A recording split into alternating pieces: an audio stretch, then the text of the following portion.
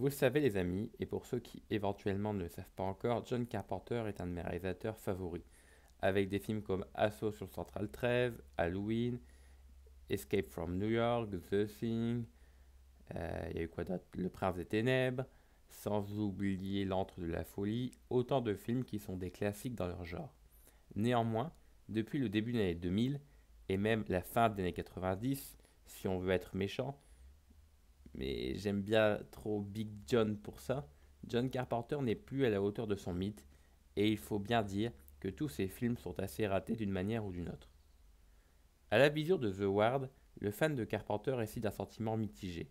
Le film, loin d'être médiocre, ne partage en rien la puissance de ses glorieux prédécesseurs, et son pitch suranné ainsi que son cadre ont le grand tort de se mesurer à un certain Shutter Island sans jamais prétendre, il est vrai, à son niveau d'excellence.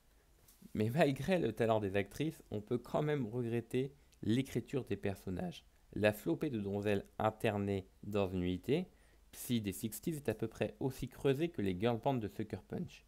La rouge pain bêche, la blonde de la beauté pyromane, la brune qui surjoue son rôle de petite écolière, et un psy tellement psy qu'il a l'accent allemand. On a beau trouver Amber Heard sympathique, en jeune fille aux allumettes, c'est difficile de soutenir le regard de quelqu'un en train de se noyer. Navrante, cette histoire de Boogeyman est servie par une mise en scène tout aussi paresseuse. Le 18e travelling arrière dans le couloir sur fond d'orage est particulièrement pénible. À aucun moment, la patte de Carpenter ne réapparaît. Même la musique est anecdotique. Parfois des choses qui peuvent fâcher, certains et qui j'en suis sûr ont fâché pas mal de monde ici. Tout d'abord l'usage excessif de jumpscares foireux et d'un scénario immodéré. Le spectre est beaucoup trop présent à l'écran. Carpenter sacrifie le côté suggestif de ses œuvres antérieures sur l'auteuil des effets visuels, tout en faciès grimaçant et squelettique. Ainsi, on ne compte plus les entrées dans le champ de la Batgirl au détour d'un couloir ou d'un monte-charge.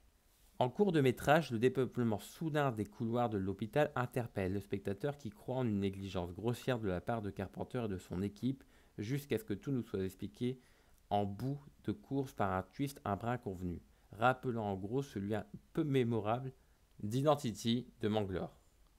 Donc voilà, comme vous l'avez compris, le film The Ward n'est pas une œuvre mémorable de Carpenter.